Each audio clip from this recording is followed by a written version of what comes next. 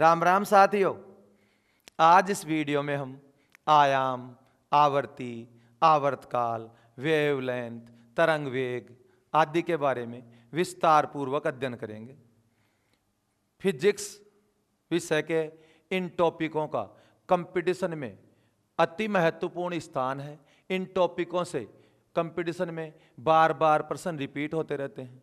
मैं आपको विश्वास दिलाता हूं, यदि आप मेरे साथ इस वीडियो में अंत तक जुड़े रहते हैं तो आपको ये टॉपिक कभी रटने नहीं पड़ेंगे। बड़े ही आसान तरीके से आपको ये टॉपिक समझ में आ जाएंगे। जय श्री राम। सबसे पहले हम बात करते हैं आयाम या एम्पलीट्यूड। तो दोस्तों ये क्या है? एक तरंग, और ये तरंग क्या कर रही है? संचरण चल रही है। तो अब इस तरंग संचरण में क्या हो रहा है? ये इसकी क्या है? तरंग की साम्य अवस्था या इक्विलिब्रियम पॉइंट। यह तरंग का क्या है? साम्य अवस्था या इक्विलिब्रियम पॉइंट। यहां से ये तरंग क्या होती है? एक दिशा में डिस्प्लेसमेंट करती है या विस्थापन करती है, और यहां तक पहुंचते पहुंचते इसका क्या हो जाता है? अधिकतम विस्थापन। इस अधिकतम विस्थापन के बाद ये यहां से वापस कहां लौटती है? अपनी साम्य अवस्था में लौटती है। इसके बाद अपने अपोजिट डायरेक्शन में ये क्या करती है? अधिकतम डिस्प्लेसमेंट या अधिकतम विस्थापन, और इसके बाद कहां आ जाती है? वापस अपनी साम्य अवस्था तक आ जाती है। तो यहां से लेकर यहां तक कि ये जो दूरी है ये क्या कहलाती है? एक चक्कर कहलाती है। तो आपसे कोई पूछे आयाम क्या है, तो बस ये तरंग की साम्य अवस्था है, और यहां से किसी भी एक दिशा में, चाहे तो इस दिशा में और चाहे इसके अपोजिट डायरेक्शन में, इन दोनों में से किसी भी एक दिशा में जो अधिकतम विस्थापन है, जितना अधिकतम विस्थापन होता है तरंग का, वही तरंग का क्या कहलाता है? आयाम या एम्पलीट्यूड कहलाता है। तो चाहे तो इस विस्थापन को हम क्या कह सकते हैं? आयाम, और चाहे इसको हम क्या कह सकते हैं? आयाम। इसको भी आयाम या एम्पलीट्यूड, और इसे भी हम क्या कह सकते हैं? आयाम या एम्पलीट्यूड। तो किसी तरंग द्वारा एक दिशा में किया गया अधिकतम विस्थापन, एक दिशा या तो ऊपर वाली या नीचे वाली, या तो ये साइड या इसके अपोजिट साइड में किया गया मैक्सिमम डिस्प्लेसमेंट आयाम या एम्पलीट्यूड कहलाता है। इसके बाद आवर्ती या फ्रीक्वेंसी। तो सबसे पहले हम समझ लेते हैं आवर्ती या फ्रीक्वेंसी क्या है। एक सेकंड में किसी तरंग या कण द्वारा लगाए गए चक्रों की संख्या, किए गए कंपनों की संख्या क्या कहलाती है? आवर्ती या फ्रीक्वेंसी। तो जैसे ये तरंग है, यहां से यहां तक इसने कितना चक्कर किया? एक। फिर ये यहां से यहां तक 2 चक्कर, और ये यहां से यहां तक 3 चक्कर। तो कोई तरंग एक सेकंड में जितने चक्कर लगाती है, जितने कंपन करती है, वही उसकी क्या कहलाती है? आवर्ती कहलाती है। तो किसी तरंग या कण द्वारा एक सेकंड में लगाए गए चक्रों की संख्या या एक सेकंड में किए गए कंपनों की संख्या आवर्ती या फ्रीक्वेंसी कहलाती है। जैसे कोई तरंग एक सेकंड में 20 चक्कर लगाती है, तो हम उसकी आवर्ती क्या लिखेंगे? 20 हर्ट्ज, 20 Hz। इसका मतलब क्या है कि किसी तरंग ने एक सेकंड में कितने चक्कर लगाए? 20 चक्कर लगाए। यदि कहीं लिखा हुआ आ जाता है किसी तरंग या कण की आवर्ती 3000 हर्ट्ज है, तो आप आसानी से समझ जाएंगे इस हर्ट्ज का मतलब होता है कंपन प्रति सेकंड। एक सेकंड में लगाए गए चक्रों की संख्या, किए गए कंपनों की संख्या। तो इसका मतलब यही है कि यह तरंग एक सेकंड में 3000 कंपन करेगी या 3000 चक्कर लगाएगी। कहीं लिखा हुआ आ जाए कि किसी कण की आवर्ती 50 हर्ट्ज है, तो आप समझ जाएंगे यह कण एक सेकंड में 50 चक्कर लगाएगा, एक सेकंड में 50 कंपन करेगा। अब यहां पर एक प्रश्न उठ जाए, ये हर्ट्ज क्या है? तो जैसे लंबाई के मात्रक क्या होते हैं, दूरी के मात्रक क्या होते हैं? Metre, kilometre, centimetre. इसी प्रकार आवर्ती का एसआई मात्रक, आवर्ती का अंतरराष्ट्रीय मात्रक हर्ट्ज कहलाता है। तो हर्ट्ज क्या है? आवर्ती का एसआई मात्रक। और हर्ट्ज का मतलब क्या होता है? कंपन प्रति सेकंड। हर्ट्ज बराबर क्या होता है? कंपन प्रति सेकंड। तो पेपर में क्वेश्चन आ जाए हर्ट्ज क्या है, तो आवर्ती या फ्रीक्वेंसी का एसआई मात्रक। आवर्ती या फ्रीक्वेंसी का ऐसा ही मात्रक क्या है, हर्ट्ज। और 1 हर्ट्ज बराबर हम क्या लिख सकते हैं, तो कंपन प्रति सेकंड या चक्कर प्रति सेकंड। अगर कहीं भी लिखा हुआ आ जाए किसी कण या तरंग की आवृत्ति 20 हर्ट्ज है, तो हम समझ जाएंगे ये कण या तरंग 1 सेकंड में 20 चक्कर लगाएगी। कहीं लिखा हुआ आ जाए 3000 हर्ट्ज आवृत्ति है, तो हम समझ जाएंगे ये तरंग या कण 1 सेकंड में 3000 चक्कर लगाएगी। 50 हर्ट्ज का मतलब 1 सेकंड में चक्रों की संख्या क्या होगी, 50 होगी। अब हम आवर्ती के कुछ अन्य मात्रकों की बात कर लेते हैं।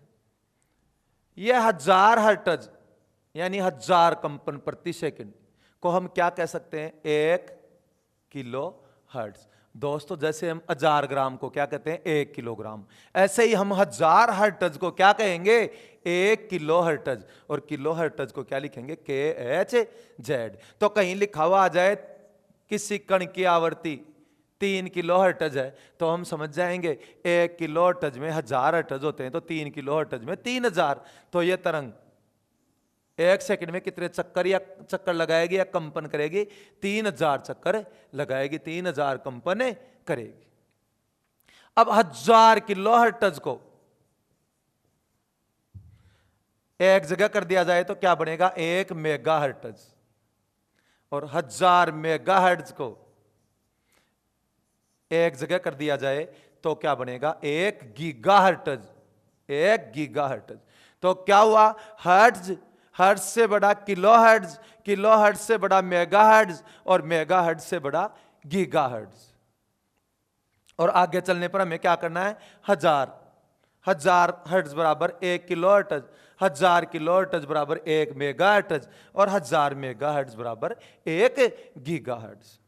यहां पर हमें एक चीज और समझनी, लो फ्रीक्वेंसी, यदि कोई तरंग या कण 1 सेकंड में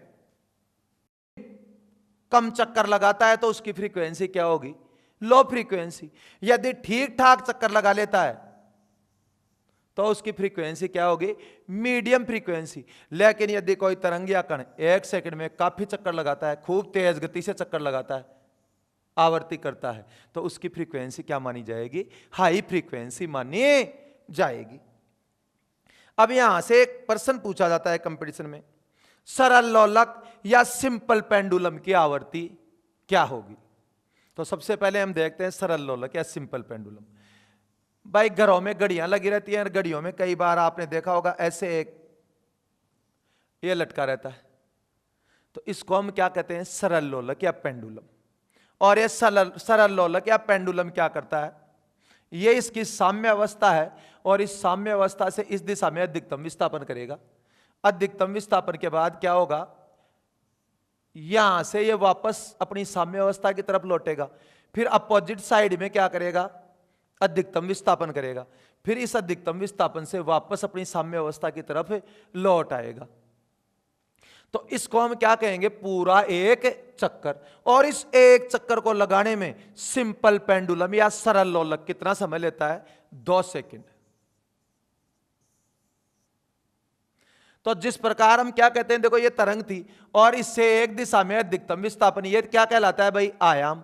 और 1 सेकंड में लगाए गए चक्रों की संख्या क्या कहलाती है, आवर्ती। और एक चक्कर को, मतलब ये एक चक्कर है ना, इस एक चक्कर को लगाने में लिया गया समय क्या कहलाता है, आवर्तकाल। तो ये सरल लोलक एक चक्कर लगाने में कितना समय लेता है, 2 सेकंड। तो पेपर में प्रश्न ऐसे भी आ सकता है कि सरल लोलक का आवर्तकाल क्या होगा, तो आपका उत्तर होगा 2 सेकंड। अब हमें तो पूछिए आवर्ती या फ्रीक्वेंसी, तो आवर्ती या फ्रीक्वेंसी किसे कहते हैं, 1 सेकंड में लगाए गए चक्रों की संख्या। तो अगर कोई वस्तु 2 सेकंड में एक चक्कर लगाती है तो 1 सेकंड में कितना चक्कर लगाएगी, आधा चक्कर। तो सरल लोलक या सिंपल पेंडुलम की आवृत्ति क्या होगी, 1/2 हर्ट्ज। 1/2 हर्ट्ज। कभी आपसे कोई प्रश्न पूछ ले, जैसे मैंने यहां आपके लिए प्रश्न तैयार कर रखे, यदि कण की आवृत्ति 10 हर्ट्ज है तो इसके द्वारा 2 मिनट में किए गए कंपनों की संख्या क्या होगी। सबसे पहले हमें यह समझना है इस 10 हर्ट्ज का मतलब क्या है, कि यह कण क्या करेगा, 1 सेकंड में कितने चक्कर लगाएगा, 10। 1 सेकंड में 10 चक्कर। अब बताओ 2 मिनट में कितने सेकंड होते हैं? 120। तो 1 सेकंड में 10 चक्कर लगाएगा तो 120 सेकंड में कितने चक्कर लगाएगा? 10 गुना 120, 1200 चक्कर। तो आपका उत्तर क्या होगा? किए गए कंपनों या चक्रों की संख्या कितनी है? 1200। ऐसे ही दूसरा प्रश्न, यदि कण द्वारा 20 सेकंड में किए गए कंपनों की संख्या 40,000 है तो कण की आवर्ती ज्ञात करो। तो मेरे रटने की आवश्यकता ही नहीं है, हमें तो समझना है।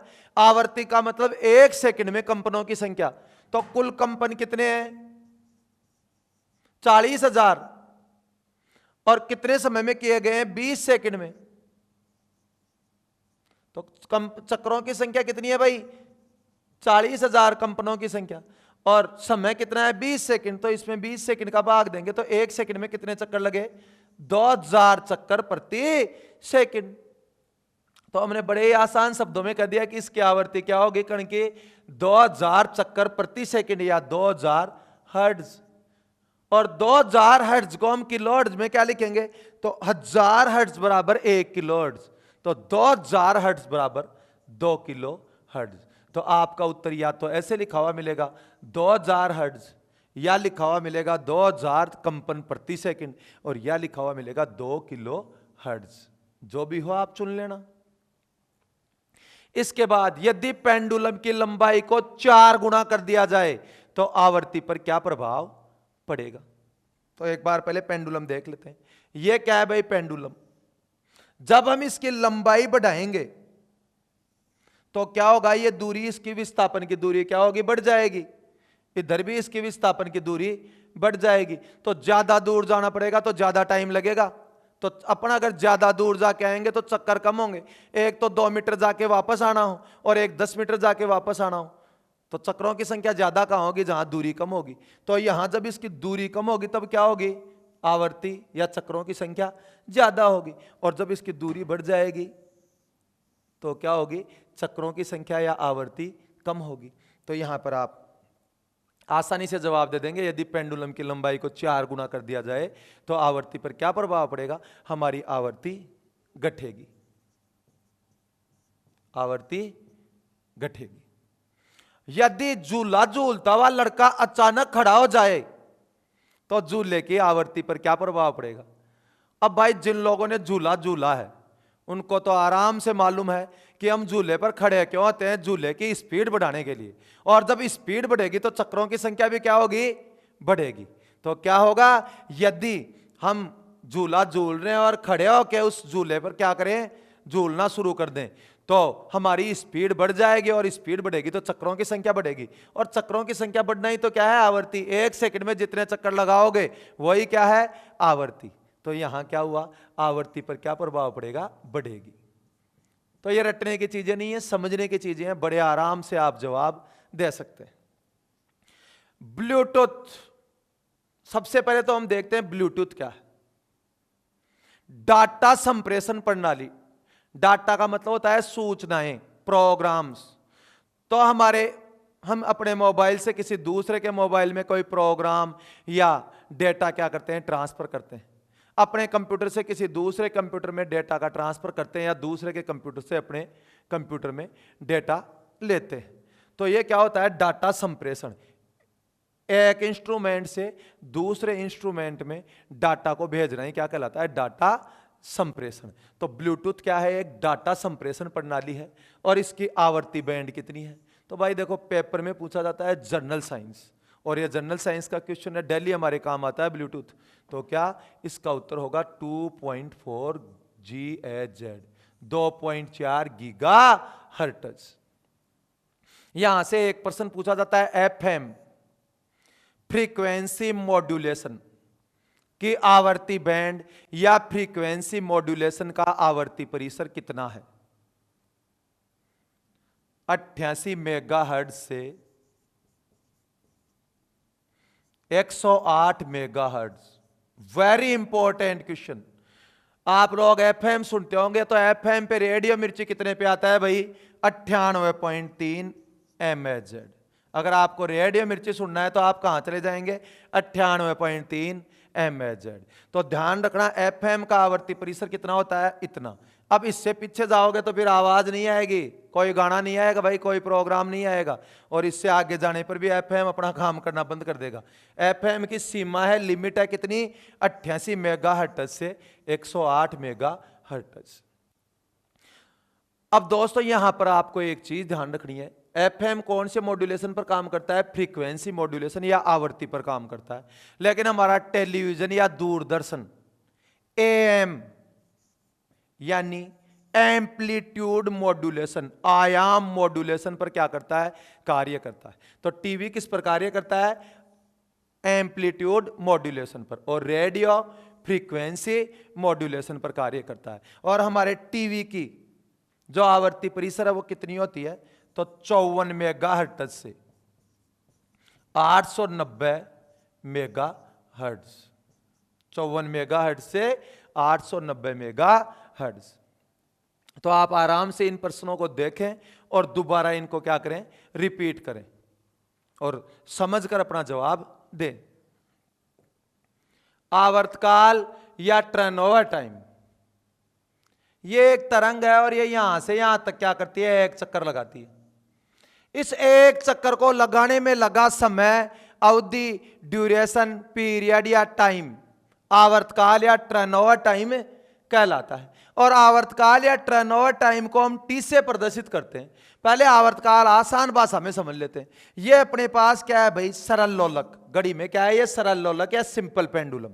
ये सिंपल पेंडुलम अपनी साम्य अवस्था से अधिकतम विस्थापन में इस दिशा में जाता है, यहां तक अधिकतम विस्थापन करता है और वापस अपनी साम्य अवस्था की तरफ लौट आता है। फिर यहां से अपोजिट डायरेक्शन में अधिकतम दिशा में अधिकतम विस्थापन करता है, इसके बाद वापस अपनी साम्य अवस्था में लौट आता है। इस पूरी प्रक्रिया को जाना, आना, अपोजिट डायरेक्शन में जाना और वापस आना, इस पूरी प्रक्रिया को हम क्या कहते हैं, एक चक्कर। और सिंपल पेंडुलम या सरल लोलक एक चक्कर को पूरा करने में, इस पूरी प्रक्रिया को, इस चक्कर को पूरा करने में कितना टाइम लेता है, 2 सेकंड। तो कभी भी अगर पेपर में क्वेश्चन आ जाए कि सिंपल पेंडुलम या सरल लोलक का आवर्तकाल कितना है, तो 2 सेकंड। सिंपल पेंडुलम या सरल लोलक द्वारा एक चक्कर को पूरा करने में लिया गया समय क्या है, तो भी आपका उत्तर होगा 2 सेकंड। और सरल लोलक का टर्नओवर टाइम कितना है, तो भी आपका उत्तर होगा 2 सेकंड। और अब आपको आसानी से समझ में आ गया होगा, एक चक्कर को पूरा करने में लिया गया समय ही आवर्तकाल कहलाता है। अब यह आवर्तकाल क्या होता है, इसको ज्ञात करने का फॉर्मूला है टी यानी टर्नओवर टाइम आवर्तकाल, और टी बराबर 1/f। एफ का मतलब है फ्रीक्वेंसी या आवर्ती। यहां पर दोस्तों आप एक चीज समझ लेना, एक चीज होती है अनुक्रमानुपाती और एक होती है व्युत्क्रमानुपाती। अनुक्रमानुपाती और व्युत्क्रमानुपाती क्या होता है कि जैसे अपने पास ये 2 चीजें हैं, एक का नाम है ए और एक का नाम है बी, और इनके मध्य अनुक्रमानुपाती संबंध भी हो सकता है और व्युत्क्रमानुपाती संबंध भी हो सकता है। अगर इसका मतलब क्या है, व्युत्क्रमानुपाती संबंध अगर ऐसे लिखी हुई आ जाए तो हम क्या समझेंगे कि अगर इसको हम बढ़ाएंगे, बी को बढ़ाएंगे तो क्या होगा, ए में कमी होगी, और अगर बी को घटाएंगे तो ए में क्या होगी, वृद्धि होगी। यह तो होता है व्युत्क्रमानुपात या विलोमानुपात या उल्टा अनुपात। यानी अगर एक को बढ़ाओगे तो दूसरी चीज घटेगी और एक को घटाओगे तो दूसरी चीज बढ़ेगी। और ये क्या होता है, अनुक्रमानुपात। ऐसे लिखते हैं तो क्या होता है, इसका मतलब ए अनुक्रमानुपाती बी, और ऐसे लिखते हैं तो ए व्युत्क्रमानुपाती बी।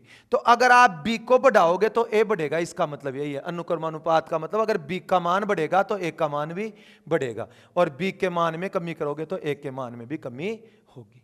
अब इतना ध्यान रखना, ये जो बराबर है इसके इधर वाले पक्ष को कहते हैं बायां पक्ष या लेफ्ट हैंड साइड LHS, और इसके इधर वाले पक्ष को कहते हैं दायां पक्ष या राइट हैंड साइड या RHS।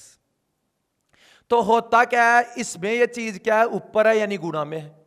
अब ये एफ अगर यहां पर ऊपर होता यानी गुणा में होता तो इन दोनों में कैसा संबंध होता, अनुक्रमानुपाती। यानी अगर आप एफ आवर्ती बढ़ाते तो क्या होता, टर्नओवर टाइम भी बढ़ता, और आवर्ती घटाते तो क्या होता, टर्नओवर टाइम भी घटता। परंतु यहां क्या है, ये तो एक पक्ष में यानी बाएं पक्ष में ऊपर यानी गुणा में है, और ये दूसरे पक्ष में नीचे यानी भाग में है। तो इन दोनों के मध्य जो संबंध होगा वो कैसा होगा, व्युत्क्रमानुपाती यानी उल्टा। तो इससे हम समझ गए अब इन दोनों में व्युत्क्रमानुपाती संबंध है ना, तो हम समझ गए कि क्या अगर आवर्ती बढ़ेगी तो क्या होगा, टर्नओवर टाइम में कमी होगी, और अगर आवर्ती घटेगी तो टर्नओवर टाइम में वृद्धि होगी। तो ये दोनों क्या होते हैं, एक दूसरे के व्युत्क्रमानुपाती। आ जाए अगर किसी कण का आवर्ती ज्यादा है तो आवर्तकाल क्या होगा, कम, और अगर आवर्ती कम है तो आवर्तकाल क्या होगा, ज्यादा होगा। तो T बराबर 1/f, f का मतलब फ्रीक्वेंसी या आवर्ती। अब हम बात करते हैं पेंडुलम, लोलक या झूले का आवर्तकाल ज्ञात करना। जैसे ये झूला है, यहां मान लो कोई झूला लगा हुआ है, हमने उसको इधर खींचा, ये साम्य अवस्था थी, उससे हमने ऐसे खींच लिया, ऐसे खींच के छोड़ेंगे तो क्या होगा, वो वापस अपनी साम्य अवस्था में जाएगा, फिर अपोजिट साइड में जाके वापस कहां आ जाएगा, अपनी साम्य अवस्था में आ जाएगा। इस प्रकार झूला क्या करेगा, पूरा एक चक्कर करेगा, और इस चक्कर को पूरा करने में लिया गया टाइम क्या होगा, तो भाई अलग अलग टाइम होंगे। तो अब वो टाइम हम कैसे ज्ञात कर सकते हैं, तो पेंडुलम या लोलक या झूले का आवर्तकाल कैसे ज्ञात किया जाता है, तो इसका फॉर्मूला है 2π√L जी। तो यहां पर इस आवर्तकाल पेंडुलम, लोलक या झूले का आवर्तकाल क्या होता है भाई, देखो ये T है और ये T, ये दोनों चीज ऊपर है तो एक दूसरे के अनुक्रमानुपाती, तो T अनुक्रमानुपाती लंबाई का वर्गमूल, और ये दोनों चीजें एक दूसरे के क्या है, अपोजिट उसमें है, तो T व्युत्क्रमानुपाती गुरुत्वीय त्वरण। यहां L का मतलब क्या है, ये लंबाई, लोलक की लंबाई या झूले की जो डोरी आती है उसकी लंबाई, और G का मतलब है गुरुत्वीय त्वरण, गुरुत्वीय त्वरण। तो भाई गुरुत्वाकर्षण का मान हर जगह अलग अलग होता है, गुरुत्वीय त्वरण। तो पृथ्वी के गुरुत्वीय त्वरण का मान कितना है, कभी प्रश्न आ जाए पृथ्वी के गुरुत्वीय त्वरण का मान कितना है, तो आपका उत्तर होगा 9.8 मीटर/सेकंड स्क्वायर, 9.8 मीटर/सेकंड स्क्वायर। ये किसका गुरुत्वीय त्वरण है, पृथ्वी का गुरुत्वीय त्वरण है। अब अपने को क्या, यहां जैसे कोई ये कह दे कि एक लोलक की लंबाई, ये लोलक है और इस लोलक की लंबाई बढ़ा दी जाए, चौगुनी कर दी जाए, तो आवर्तकाल पर क्या प्रभाव पड़ेगा, तो बस आप इस लंबाई की जगह क्या कर दो, पहले 1 थी, L का मान पहले 1 था, अब क्या हो गया 4, और आवर्तकाल पर क्या प्रभाव पड़ेगा, तो भाई ये 4 का वर्गमूल क्या होगा 2। तो एक चीज पहले समझ जाना आप, अनुक्रमानुपाती संबंध है, अगर एक चीज बढ़ेगी तो दूसरी बढ़ेगी, पक्का है। तो यहां लंबाई बढ़ाई है तो क्या होगा, आवर्तकाल भी बढ़ेगा, और कितना बढ़ेगा, दुगुना हो जाएगा। कितना हो जाएगा, दुगुना हो जाएगा। आपको कोई कह दे कि ये देखो अपन ने क्या देखा, T अनुक्रमानुपाती √L, तो आपको कोई कह दे कि किसी झूले की डोरी की लंबाई हमने क्या कर दी, 9 गुना कर दी, तो आवर्तकाल पर क्या प्रभाव पड़ेगा, तो झूले की लंबाई पहले 1 थी अब 9 हो गई, तो बस यहां L की जगह अपने को क्या करना है, 9 करना है, और 9 का √ क्या होता है 3। तो क्या हुआ, आवर्तकाल अगर ये 9 गुना यानी बढ़ी है तो आवर्तकाल भी बढ़ेगा, और कितना बढ़ेगा, तिगुना हो जाएगा। कितना हो जाएगा, तिगुना हो जाएगा। तो ऐसे आराम से हम प्रश्नों का जवाब दे सकते हैं। अब एक चीज ध्यान रखना, मैंने अभी आपको बताया T बराबर पेंडुलम, लोलक या झूले में आवर्तकाल क्या होता है, 2π√L/G। अब अगर कोई ये कह दे कि किसी झूले पर अपन क्या कर दे, एक की जगह 2 आदमी बैठा दे, मतलब उसका जो उस पर बैठे हैं उन व्यक्तियों का द्रव्यमान क्या हो गया, बढ़ गया भाई, एक की जगह 2 आदमी आए तो वजन बढ़ेगा, द्रव्यमान बढ़ेगा, तो द्रव्यमान बढ़ा दिया, तो उसका कोई प्रभाव पड़ेगा क्या, एक की जगह 2 आदमी बैठ जाएंगे तो आवर्तकाल पर कोई प्रभाव पड़ेगा, कोई प्रभाव नहीं पड़ेगा, क्योंकि देखो ना तो द्रव्यमान इसके अनुक्रमानुपाती है T के, और ना ही द्रव्यमान इसके व्युत्क्रमानुपाती है। तो द्रव्यमान का किससे, आवर्तकाल से कोई संबंध नहीं है, कहां पर, पेंडुलम, लोलक या झूले में। ठीक है, तो आप ध्यान रखना, अगर झूले पर चाहे 10 आदमी बैठ जाएं, बस बशर्ते झूला टूटना नहीं चाहिए, फिर कोई नुकसान नहीं होगा, स्पीड पर कोई प्रभाव नहीं पड़ेगा, क्योंकि द्रव्यमान का कोई प्रभाव नहीं होता आवर्तकाल पर। कब, जब हम पेंडुलम, लोलक या झूला पढ़ रहे हो। स्प्रिंग ब्लॉक का आवर्तकाल, स्प्रिंग ब्लॉक का आवर्तकाल ज्ञात करने का फॉर्मूला T यानी टर्नओवर टाइम यानी आवर्तकाल, और स्प्रिंग ब्लॉक का आवर्तकाल बराबर 2π√M/K। यहां M का मतलब है द्रव्यमान, और के का मतलब है स्प्रिंग नियतांक।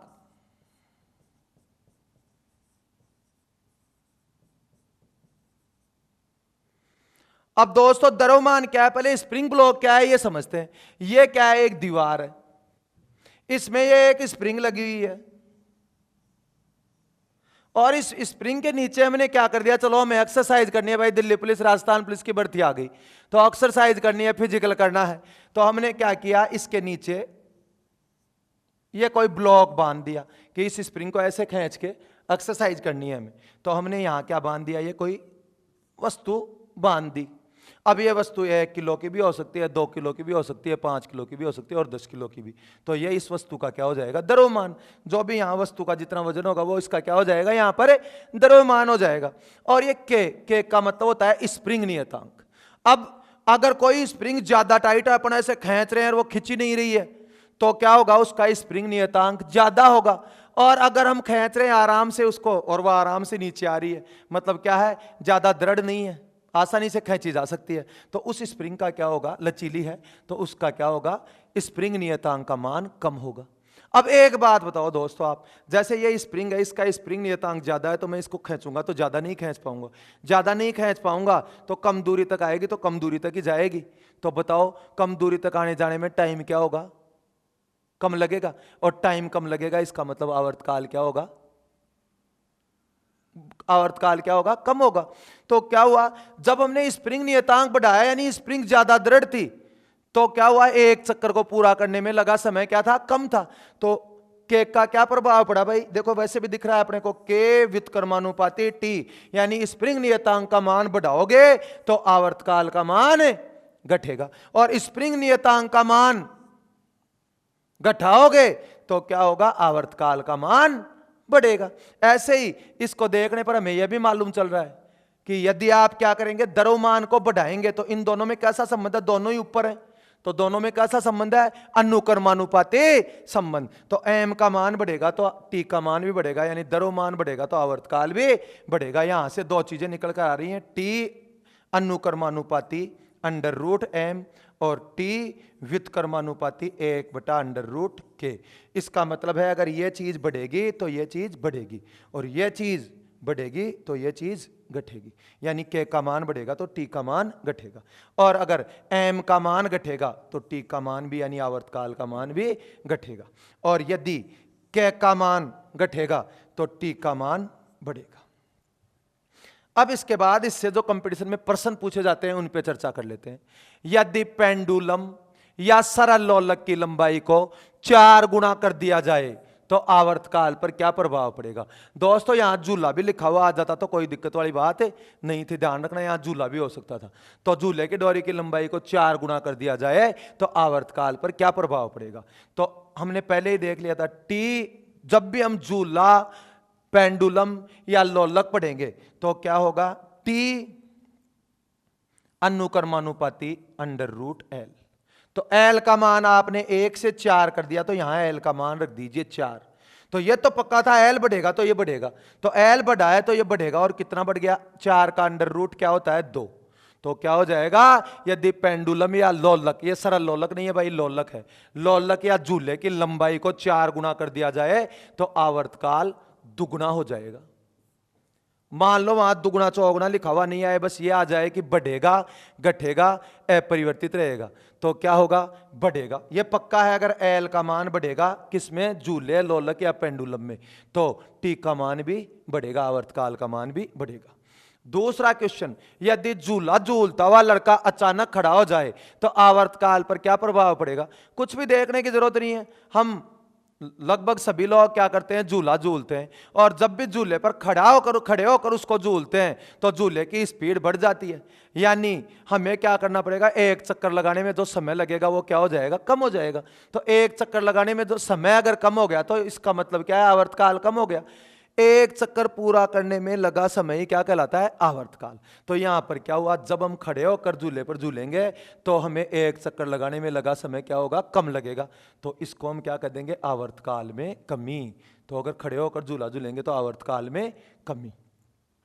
यदि झूला झूलते लड़के के पास एक लड़का और बैठा दिया जाए तो आवर्तकाल पर क्या प्रभाव पड़ेगा। तो अभी हमने झूले का जो आवर्तकाल पढ़ा उसमें क्या पढ़ा, टी बराबर 2 pi under root L upon G. तो झूले के आवर्तकाल पर दो चीजों का फर्क पड़ता है, एक तो डोरी की लंबाई का और एक गुरुत्वीय त्वरण का।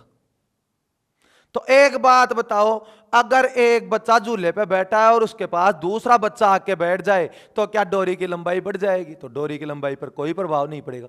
क्या गुरुत्वीय त्वरण बढ़ जाएगा या घट जाएगा? तो उस पर भी कोई प्रभाव नहीं पड़ेगा। जब इन दोनों चीजों पे कोई प्रभाव नहीं पड़ेगा, क्या किस पे प्रभाव पड़ेगा भाई? दूसरा बच्चा आके बैठेगा तो वजन बढ़ेगा, यानी द्रव्यमान पे प्रभाव पड़ेगा। तो द्रव्यमान का कोई प्रभाव किस पर नहीं पड़ता? कब? झूले, लोलक या पेंडुलम में द्रव्यमान का कोई प्रभाव नहीं होता आवर्तकाल पर, झूले, लोलक या पेंडुलम में। लेकिन अगर स्प्रिंग ब्लॉक पढ़ रहे हैं तो द्रव्यमान का प्रभाव पड़ेगा। तो यहां पर झूला पढ़ रहे हैं तो द्रव्यमान का कोई प्रभाव नहीं पड़ेगा, चाहे 10 बच्चे बैठ जाएं, झूला टूट सकता है, बाकी झूले के आवर्तकाल पर कोई फर्क नहीं पड़ेगा 10 बच्चों के बैठने से भी। तो यहां पर क्या होगा, इस प्रश्न का उत्तर आवर्तकाल अपरिवर्तित, यानी आवर्तकाल में कोई बदलाव नहीं होगा।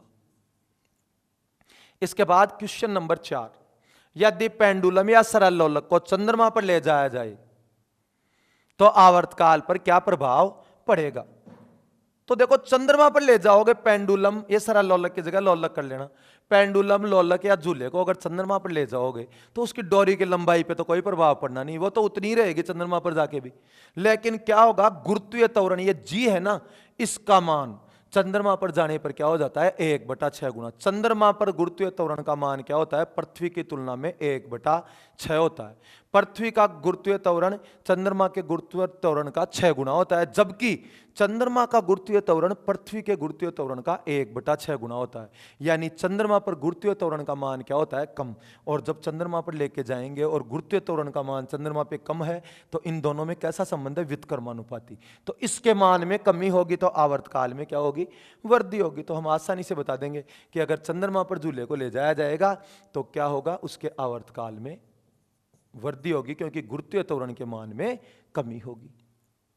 यहां से मैं आपको एक प्रश्न बता दूं, बार बार कंपटीशन में पूछा जाता है, अगर आ जाए चंद्रमा पर किसी वस्तु को ले जाया जाए तो उस पर क्या प्रभाव पड़ेगा? तो एक चीज ध्यान रखना, यहां 3 चीजें हैं। द्रव्यमान, तो द्रव्यमान अपरिवर्तित, द्रव्यमान में कोई चेंज नहीं, जितना था उतना ही रहेगा, चाहे चंद्रमा पर ले जाओ, चाहे सूर्य पर ले जाओ, चाहे कहीं और ले जाओ। तो क्या होगा, द्रव्यमान अपरिवर्तित। गुरुत्वीय त्वरण या गुरुत्वाकर्षण, गुरुत्वीय त्वरण लिखा हुआ आ जाए, चाहे गुरुत्वाकर्षण लिखा हुआ आ जाए, चाहे जी लिखा हुआ आ जाए। तो मैंने अभी आपको बताया कि चंद्रमा पर जब हम किसी वस्तु को लेके जाएंगे तो उसके गुरुत्वीय त्वरण में कितनी कमी आ जाएगी, 1/6 की कमी आ जाएगी। और भार या वजन में, तो चंद्रमा पर जब हम किसी वस्तु को उछालेंगे तो वो अगर पृथ्वी पर 1 फुट उछलती है तो चंद्रमा पर 6 फुट उछलेगी। अब एक बात हो, कोई चीज ज्यादा जंप मारी है, इसका मतलब वो क्या है, हल्की। तो चंद्रमा पर हमने किसी वस्तु को क्या किया, टप्पा खिलाया तो वो ज्यादा उछली, ज्यादा जंप मारा, इसका मतलब क्या है कि वहां पर जाकर वस्तु क्या हो गई, हल्की, तो उसके भार में क्या होगी, कमी। तो ये 3 चीजें ध्यान रखना, किसी वस्तु को पृथ्वी से चंद्रमा पर ले जाएं तो किस में क्या बदलाव होगा, द्रव्यमान अपरिवर्तित, द्रव्यमान नहीं बदलेगा, नियत रहेगा। गुरुत्वीय त्वरण या जी कम हो जाएगा, कितना हो जाएगा, 1/6 हो जाएगा। गुरुत्वाकर्षण बल भी कितना हो जाएगा, 1/6 हो जाएगा। और भार में क्या हो जाएगी, कमी हो जाएगी। तो ये आपको ध्यान रखना है। और एक, चंद्रमा पर आवाज सुनाई नहीं देती, प्रश्न आया हुआ है, चंद्रमा पर आवाज सुनाई नहीं देती, क्यों? तो आपको ध्यान रखना है, इसका उत्तर होगा, चंद्रमा पर वायुमंडल नहीं पाया जाता, चंद्रमा पर माध्यम नहीं पाया जाता, चंद्रमा पर माध्यम का अभाव होता है। इसके बाद हम आगे बढ़ते हैं, क्वेश्चन नंबर 5, सर्दियों की तुलना में गर्मियों में पेंडुलम या लोलक के आवर्तकाल पर क्या प्रभाव पड़ेगा? तो सर्दियों की तुलना में गर्मियों में क्या होगा, जो लोलक का तार है उसकी लंबाई बढ़ जाएगी, और तार की लंबाई बढ़ेगी तो तार की लंबाई बढ़ने का क्या प्रभाव होता है आवर्तकाल पर, आवर्तकाल और लंबाई एक दूसरे के अनुक्रमानुपाती होते हैं। तो तार की लंबाई बढ़ेगी तो आवर्तकाल भी बढ़ेगा। स्प्रिंग ब्लॉक सिस्टम में ब्लॉक का द्रव्यमान 4 गुना करने पर आवर्तकाल पर क्या प्रभाव पड़ेगा? तो यह मैंने लिख दिया, T अनुक्रमानुपाती अंडर रूट एम। तो यहां पर किस में परिवर्तन हुआ है, द्रव्यमान को 4 गुना कर दिया। द्रव्यमान पहले 1 था, अब क्या हो गया 4, तो यहां 4 कर दो। ये दोनों अनुक्रमानुपाती हैं, अगर द्रव्यमान बढ़ा है तो आवर्तकाल बढ़ेगा, पक्का है। और कितना बढ़ेगा, तो 4 का अंडर रूट क्या होता है 2। तो क्या हो जाएगा, द्रव्यमान बढ़ाने पर, स्प्रिंग ब्लॉक का द्रव्यमान बढ़ाने पर उसका आवर्तकाल दुगुना हो जाएगा। मान लो दुगुना वगैरह नहीं लिखा हुआ है तो उत्तर क्या आ जाएगा, बढ़ जाएगा। लंबाई द्रव्यमान बढ़ेगा स्प्रिंग ब्लॉक का, तो उसके आवर्तकाल का मान भी बढ़ जाएगा, क्योंकि दोनों एक दूसरे के अनुक्रमानुपाती होते हैं। इसके बाद 7वां क्वेश्चन, स्प्रिंग ब्लॉक सिस्टम में स्प्रिंग का स्प्रिंग नियतांक 9 गुना करने पर आवर्तकाल पर क्या प्रभाव पड़ेगा।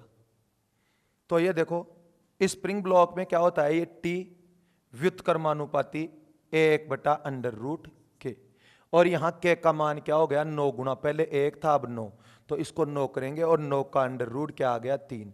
ये चीज बढ़ी थी तो पक्का था ये चीज घटेगी, तो कितनी घट गई 1/3 गुना घट गई। तो क्या आएगा, स्प्रिंग ब्लॉक सिस्टम में स्प्रिंग नियतांक 9 गुना करने पर आवर्तकाल पर क्या प्रभाव पड़ेगा। तो स्प्रिंग नियतांक बढ़ेगा तो आवर्तकाल घटेगा, और कितना घट गया 1/3 गुना हो गया। 1/3 गुना हो गया तो घटा कितना 2/3 गुना घट गया। कितना घट गया 2/3 गुना घट गया, और कितना हो गया आ जाए आवर्तकाल कितना हो जाएगा, तो 1/3 गुना हो जाएगा। और वैसे पूछे कि कमी होगी या वृद्धि, तो पक्का है अगर यहां वृद्धि होगी तो यहां पर क्या होगी, कमी होगी। तो यहां पर हमें अगर कमी और वृद्धि बोलना होता तो कमी बोलते, और कितने गुना हो गया तो 1/3 गुना, और कितने गुना की कमी हो गई तो 2/3 गुना की कमी हो गई। भाई पहले 1 था अब 1/3, तो कितना कम हो गया 2/3 गुना कम हो गया। यदि पेंडुलम, ये सरल लोलक की जगह फिर लोलक को कृत्रिम उपग्रह में ले जाया जाए तो आवर्तकाल पर क्या प्रभाव पड़ेगा। तो एक चीज ध्यान रखना, कृत्रिम उपग्रह में जी का मान 0 होता है। जी का मान क्या होता है, गुरुत्वीय त्वरण का मान 0 होता है। और जब गुरुत्वीय त्वरण का मान 0 होगा, मतलब यहां पर अपन ये लिख सकते हैं, देखो पेंडुलम में क्या होता है, T बराबर 2π√L/g। तो अगर ये 0 हो गया, इसका मान कम हो गया 0 हो गया, तो ये दोनों एक दूसरे के उल्टे होते हैं। इसका मान 0 हो गया तो इसका मान क्या हो गया अनंत, यानी कभी एक चक्कर पूरा ही नहीं होगा। मतलब जब हम इस पेंडुलम या लोलक को कृत्रिम उपग्रह पर ले जाएंगे तो ये काम करना ही बंद कर देगा, क्योंकि इसका चक्कर कभी पूरा ही नहीं होगा। चक्कर पूरा नहीं होगा मतलब पेंडुलम काम नहीं कर रहा। तो आप क्या कहेंगे, कृत्रिम उपग्रह पर ले जाएं तो आवर्तकाल पर क्या प्रभाव पड़ेगा, बोले लोलक काम ही नहीं करेगा। अब काम ही नहीं करेगा तो प्रभाव क्या होगा, और वैसे कितना आवर्तकाल होगा तो अनंत, मतलब कभी चक्कर पूरा होगा ही नहीं, एक चक्कर कभी पूरा होगा ही नहीं। इसके बाद लास्ट क्वेश्चन, यदि पेंडुलम को भूमध्य रेखा से ध्रुवों की ओर ले जाया जाए तो आवर्तकाल पर क्या प्रभाव पड़ेगा। तो यह प्रश्न खूब बार कंपटीशन में पूछा गया है कि गुरुत्वीय त्वरण यानी जी का मान भूमध्य रेखा पर ज्यादा होता है, यानी पृथ्वी के बीच में ज्यादा होता है, इस जगह पर ज्यादा होता है, या ये ध्रुव होते हैं ध्रुवों पर ज्यादा होता है। तो आप ध्यान रखना, गुरुत्वीय त्वरण का मान हमेशा कहां पर ज्यादा होता है, ध्रुवों पर। तो जी का मान ध्रुवों पर क्या होता है अधिक, और ये क्या है भाई भूमध्य रेखा, तो भूमध्य रेखा पर जी का मान क्या होता है कम। तो अगर हम पेंडुलम को भूमध्य रेखा से ध्रुवों की ओर यानी कम गुरुत्वीय त्वरण से ज्यादा गुरुत्वीय त्वरण की ओर लेकर जाएंगे तो बताओ आवर्तकाल पर क्या प्रभाव पड़ेगा। आवर्तकाल और गुरुत्वीय त्वरण में कैसा संबंध होता है, व्युत्क्रमानुपाती। तो जब हम पेंडुलम को भूमध्य रेखा से ध्रुवों की तरफ लेके जाएंगे तो गुरुत्वीय त्वरण का मान बढ़ेगा, और गुरुत्वीय त्वरण का मान बढ़ेगा तो आवर्तकाल के मान में क्या होगी कमी। और अगर यही प्रश्न ऐसे आ जाता कि यदि पेंडुलम को ध्रुवों से भूमध्य रेखा की तरफ, ध्रुवों से भूमध्य रेखा की तरफ लाया जाए तो ध्रुवों पर क्या है गुरुत्वीय त्वरण ज्यादा, और भूमध्य रेखा की तरफ लाओगे तो यहां गुरुत्वीय त्वरण कम। तो इधर लाओगे तो क्या होगा, भूमध्य रेखा की तरफ गुरुत्वीय त्वरण के मान में कमी, और गुरुत्वीय त्वरण के मान में कमी, तो आवर्तकाल में वृद्धि। तो ध्यान रखना, प्रश्न ऐसे भी आ सकता है, भूमध्य रेखा से ध्रुवों की तरफ लेकर जाओगे तो आवर्तकाल में कमी, और ध्रुवों से भूमध्य रेखा की तरफ लाओगे तो आवर्तकाल में वृद्धि। आप अच्छे से इसको नोट कर लेना। इसके बाद थोड़ा और आसान बढ़ा देते हैं, अब आपको देखते हैं आपने कितना समझा। तो मैंने ये तरंगे दे दी हैं, ए तरंग, बी तरंग, सी तरंग, डी तरंग या ई तरंग। ये 5 तरंगे आपको दे दी। इन 5 तरंगों को देख के मैं आपसे पूछ रहा हूं किसकी आवृत्ति अधिकतम है, किसकी आवृत्ति अधिकतम है। तो जो ज्यादा रिपीटेशन कर रही है उसकी आवृत्ति अधिक है। तो इनमें सबसे ज्यादा रिपीटेशन कौन कर रही है? यह तरंग। तो हमारा उत्तर क्या होगा? बी कण या बी तरंग। आ जाए किसकी आवृत्ति सबसे कम है या न्यूनतम है। तो सबसे कम चक्कर कौन कर रहा है भाई? तो ये देखो सबसे कम चक्कर 1 2 3, ये काफी चक्कर कर रहा है। ये कितने चक्कर कर रहा है? 1 2 3 और 4। ऐसे ही ये कितने चक्कर कर रहा है? 1 2 3 और 4। ये 1 2 3 और 4। तो सबसे कम चक्कर किसने की है? तो ए ने। तो अगर आ जाए किसकी आवृत्ति अधिकतम है तो आपका उत्तर होगा सबसे ज्यादा चक्कर किसने किए 1 सेकंड में? बी ने। और किसकी आवृत्ति सबसे कम है तो 1 सेकंड में सबसे कम चक्कर किसने किए? ए ने। तो दोनों प्रश्न देख लेंगे आराम से आप। किसका आवर्तकाल अधिकतम है? तो मैंने पहले ही बता दिया था कि आवर्ती ज्यादा होगी तो आवर्तकाल कम होगा। तो प्रश्न ये पूछा है किसका आवर्तकाल अधिकतम है, तो जिसकी आवर्ती न्यूनतम है। तो न्यूनतम आवर्ती किसकी है? 1 की। और प्रश्न आ जाता किसका आवर्तकाल न्यूनतम है, तो इनमें से भाई किसका आवर्तकाल न्यूनतम है? तो जिसकी आवर्ती सबसे ज्यादा है उसका आवर्तकाल सबसे कम होगा, तो बी का। किसका आयाम अधिकतम है? तो आयाम क्या है भाई? ये दूरी। तो इसमें ये आ रही है, इसमें ये आ रही है, इसमें इतनी, ये। इनमें सबसे ज्यादा दूरी आपको कौन सी दिख रही है? ये। तो किसका आयाम अधिकतम है? तो बी का। किसका आयाम न्यूनतम है? तो भाई ये बताओ न्यूनतम विस्थापन कहां हो रहा है? सी में। तो आपका उत्तर आ जाएगा सी। आराम से देखें और इनको समझें। तो ये हो गए अपने इन प्रश्नों के जवाब।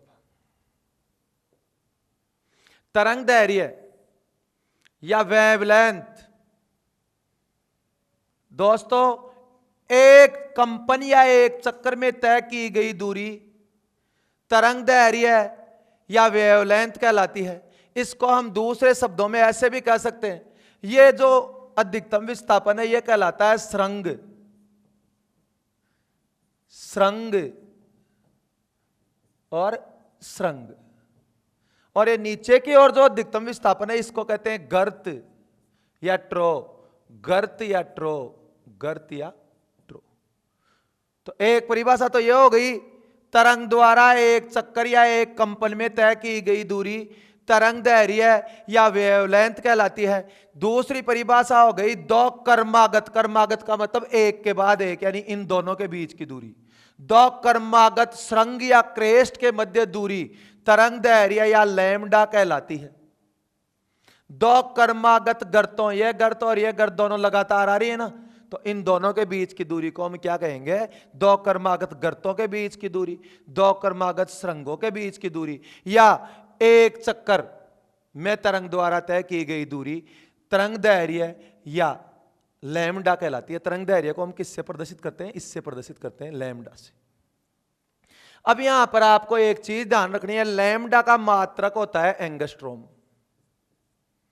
जेल प्रेरी के एग्जाम में हाल ही में पूछा गया था एंगस्ट्रोम किसका मात्रक है, तो आपका उत्तर होगा तरंग दैर्घ्य। और तरंग दैर्घ्य को किससे प्रदर्शित करते हैं? इससे। लेकिन ऑप्शन में तरंग दैर्घ्य कहीं नहीं था, लैम्डा कहीं नहीं था, तो इस प्रश्न का उत्तर क्या देंगे भाई? तरंग दैर्घ्य क्या है? तो तरंग द्वारा एक चक्कर में तय की गई दूरी, तो तरंग दैर्घ्य दूरी भी तो है। तो पहला उत्तर क्या होगा? एंगस्ट्रोम किसका मात्रक है? तो हमारा उत्तर होगा तरंग दैर्घ्य का। लेकिन तरंग दैर्घ्य ऑप्शन में नहीं हो तो आपका उत्तर क्या होगा? दूरी का। तरंग दैर्घ्य पहला उत्तर है, अगर ये नहीं हो तो आपका उत्तर क्या हो जाएगा? दूरी। तो वहां पर इस प्रश्न का उत्तर माना गया था दूरी। अब इस एंगस्ट्रोम को समझते हैं। एक एंगस्ट्रोम बराबर 10 की पावर -10। तो देखो दोस्तों, सबसे पहले हम ये समझते हैं 10 की पावर -1 क्या होती है। हमारे पास कोई चीज है, जैसे मान लो ये कोई चीज है, अगर हम इसके 10 टुकड़े कर देंगे तो इसका 10वां भाग क्या कहलाएगा? 10 की पावर -1। अगर इसके 100 टुकड़े कर देंगे तो 100 को हम क्या कहते हैं? 10 की पावर -2। तो बस इतना ध्यान रखना, ये पावर के पहले माइनस लग जाता है, इसका मतलब भाग देना है। और किसका देना है? 10 की। एंगस्ट्रोम किसके बराबर होता है? 10 की पावर 10 -10 मीटर। और अगर यहां माइनस न लग के प्लस हो तब तो हमें क्या करना है, गुना करना है।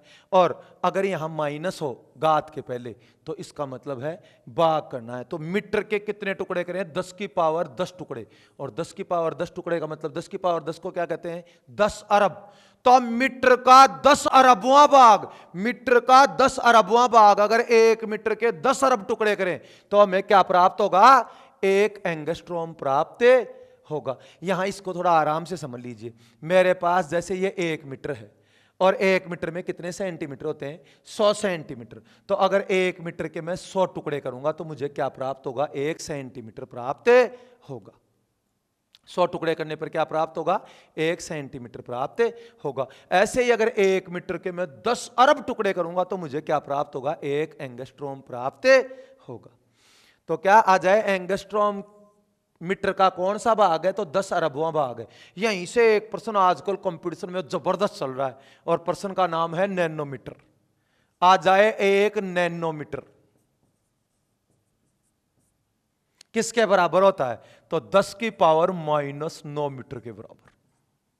यानी 1 मीटर के 1 अरबवें भाग को, मीटर के अरबवें भाग को क्या कहा जाता है, नैनोमीटर। तो नैनोमीटर किसके बराबर होता है, 10 की पावर -9 मीटर के बराबर। और ये बड़े से लेकर छोटे, छोटे से लेकर बड़े कंपटीशनों में बार बार पूछा जाता है। तो क्या हो जाएगा, मीटर का अरबवां हिस्सा तो कहलाता है नैनोमीटर और 10 अरबवां हिस्सा कहलाता है एंगस्ट्रॉम। इसके बाद हम बात करते हैं तरंग वेग या वेव स्पीड, जिसे हम किससे प्रदर्शित करते हैं, v से।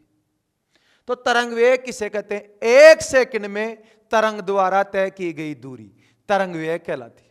अब भाई 1 सेकंड में तरंग द्वारा तय की गई दूरी क्या होगी, तो पहले तो 1 सेकंड में तरंग ने जितने चक्कर लगाए उनको हम कहते हैं फ्रीक्वेंसी या आवर्ती। तो 1 सेकंड में तरंग द्वारा लगाए गए चक्रों की संख्या निकाल लो पहले तो, और जो चक्रों की संख्या आई उसको किससे गुणा कर दो, 1 चक्कर में जितनी दूरी तय की जाती है उससे। और 1 चक्कर की दूरी को हम क्या कहते हैं, लैम्डा या तरंग दैर्घ्य। तो क्या हो गया, 1 सेकंड में लगाए गए चक्रों की संख्या को 1 चक्कर में तय की गई दूरी से गुणा करेंगे तो 1 सेकंड में तय की गई कुल दूरी यानी तरंग वेग आ जाएगा। तो तरंग वेग v बराबर हम क्या कह सकते हैं, f इंटू लैम्डा। तो यहां पर तरंग वेग किसके अनुक्रमानुपाती होता है, आवर्ती के।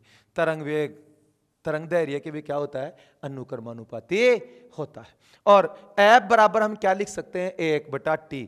तो इस तरंग वेग को v को ऐसे भी लिखा जा सकता है लैम्डा, और इस f को 1/t, लैम्डा को 1 से गुणा किया लैम्डा और बटा में t। तो आ जाए तरंग वेग तरंग दैर्घ्य के अनुक्रमानुपाती परंतु आवर्तकाल के व्युत्क्रमानुपाती। तो यहां से कंपटीशन में कई बार प्रश्न पूछ लिए जाते हैं, आप इसको थोड़ा सा अच्छे से देख लेना। ये एक क्वेश्चन ले लेते हैं, एक रेडियो स्टेशन से 30 मीटर बैंड का प्रसारण होता है, इस स्टेशन द्वारा प्रेषित वाहक तरंग की आवृत्ति क्या होगी। मतलब तरंग दैर्घ्य कितना है भाई, तरंग द्वारा एक कंपन में तय की गई दूरी कितनी है, 30 मीटर। और तरंग का वेग कितना होता है, किसी भी तरंग का वेग प्रकाश के वेग के समान होता है, और प्रकाश का वेग होता है 3 लाख किलोमीटर प्रति सेकंड, 3 लाख किलोमीटर प्रति सेकंड। तो 1 सेकंड में कितना चलेगी तरंग, 3 लाख किलोमीटर। और 1 चक्कर में कितना चलेगी, 30 मीटर। तो बताओ आवर्ती कितनी होगी। तो इस 30 मीटर का भाग 3 लाख किलोमीटर में देंगे, और किलोमीटर को भी किस में बदलना पड़ेगा, मीटर में। तो किलोमीटर को मीटर में बदलने के लिए 1000 से गुणा करना पड़ता है, इसको 1000 से गुणा करते ही ये क्या हो गया, मीटर।